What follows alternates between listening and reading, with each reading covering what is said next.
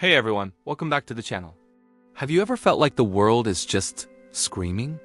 The news cycle is a constant barrage of chaos. Your social media feed is a battleground of opinions. And maybe even your personal life feels like a pressure cooker about to blow. It's overwhelming, right? You feel your heart race, your shoulders tense up, and the wave of anxiety washes over you. It's a natural reaction. But what if there was another way to face the noise? What if you could find a sense of calm and clarity, even when everything around you is in turmoil? Today, we're diving into the ancient philosophy of Stoicism to find out. We're going to explore how a Stoic thinks when the world screams, and how you can use their timeless wisdom to build your own inner fortress of peace. So, what's the first thing a Stoic does when faced with chaos? They practice something called the dichotomy of control. It sounds complicated, but the idea is beautifully simple. The Stoics, like the great philosopher Epictetus, taught that some things in life are within our control, and some things are not. What's in our control? Our thoughts, our judgments, our reactions, and our actions. What's not in our control? Well, pretty much everything else. The economy, what other people say or do, the weather, and yes, the screaming headlines.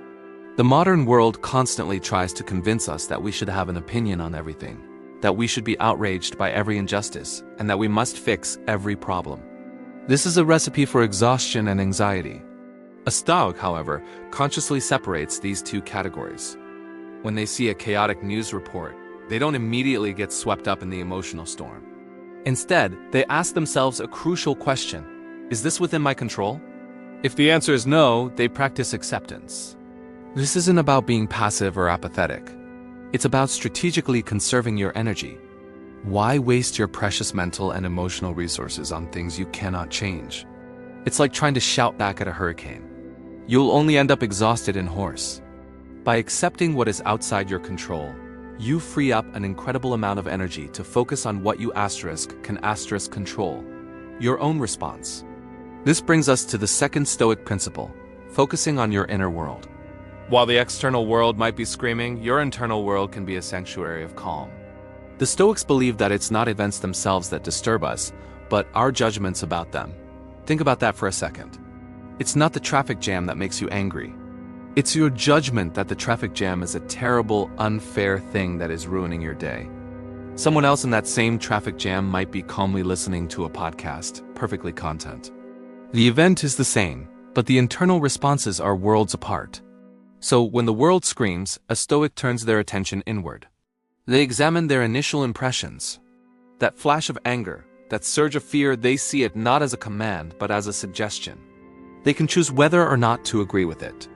They might tell themselves, I'm feeling anxiety about this news story. I acknowledge this feeling. Now, what is a virtuous and rational way to respond? Maybe the response is to gather more information from reliable sources. Maybe it's to have a calm, constructive conversation with someone. Or maybe it's to decide that this particular issue doesn't require their immediate attention, and they can instead focus on being a good parent, a supportive friend, or a diligent employee. They choose to cultivate their inner garden instead of getting lost in the external jungle. Now you might be thinking, this sounds great, but what about taking action? Don't Stoics care about making the world a better place? Absolutely. This is a common misconception. Stoicism is not about passive resignation. In fact, it's a philosophy of action, but it's effective action. This is the third key idea. Act with virtue and purpose within your sphere of influence. Remember that dichotomy of control?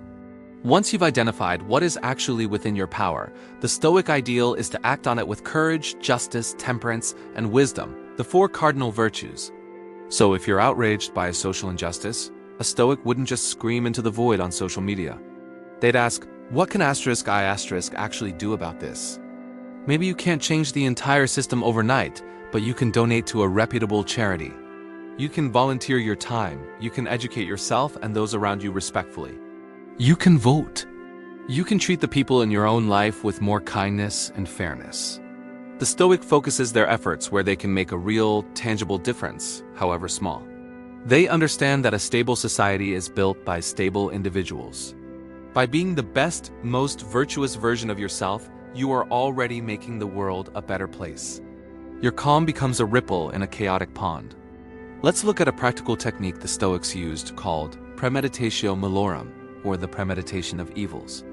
This sounds a bit gloomy, but it's actually an incredibly powerful tool for building resilience. Instead of living in fear of what might go wrong, you calmly and rationally consider potential negative outcomes. For example, before a big presentation, you might think, what's the worst that could happen? I could forget my lines. The projector might fail. People might not like my ideas. By thinking through these possibilities in advance, you rob them of their power to shock and paralyze you in the moment. You can even prepare for them. If I forget my lines, I have my notes. If the projector fails, I can draw on the whiteboard. If people disagree, I can listen to their feedback and have a constructive discussion. When the world screams about a potential recession or a new crisis, a Stoic doesn't panic. They might practice premeditatio malorum. Okay, if there is a recession, what could happen? I might lose my job. How would I handle that? I can update my resume now. I can start building my emergency fund. I can network with people in my field. This isn't about pessimistic worrying. It's about strategic preparation. It transforms vague, paralyzing anxiety into a concrete plan of action.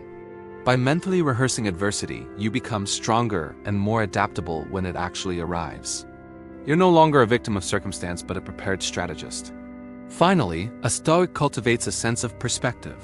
They practice what's known as the view from above. Imagine zooming out from your current situation. Zoom out past your street, your city, your country.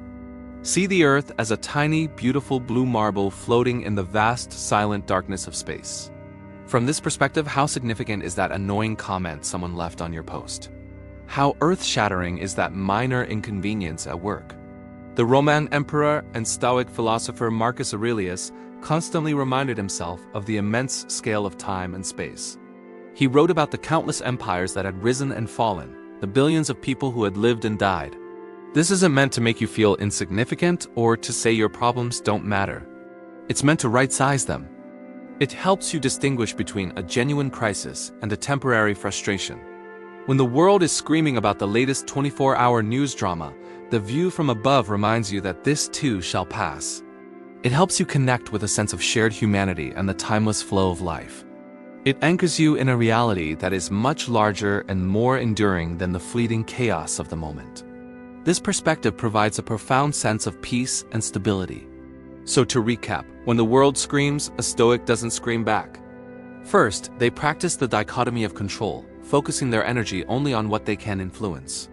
Second, they turn inward, managing their judgments and choosing a rational response over an emotional reaction. Third, they act with virtue and purpose within their sphere of control, making a real difference where they can. Fourth, they build resilience by premeditating on potential challenges, turning fear into preparation. And finally, they maintain perspective by taking the view from above, understanding their place in the grand scheme of things. This isn't an overnight transformation. It's a lifelong practice. But every time you consciously choose to pause instead of panic, to focus on your response instead of the provocation, you are strengthening your inner Stoic. You are building a fortress of tranquility that no amount of external chaos can breach. You become a source of calm in a screaming world. Thank you so much for joining me today. I hope this has given you some valuable tools to navigate the noise. If you found this helpful, please give the video a thumbs up and consider subscribing for more content on philosophy for modern life. I'd love to hear your thoughts in the comments below. How do you stay calm when the world feels overwhelming? Stay strong, stay thoughtful, and I'll see you in the next video.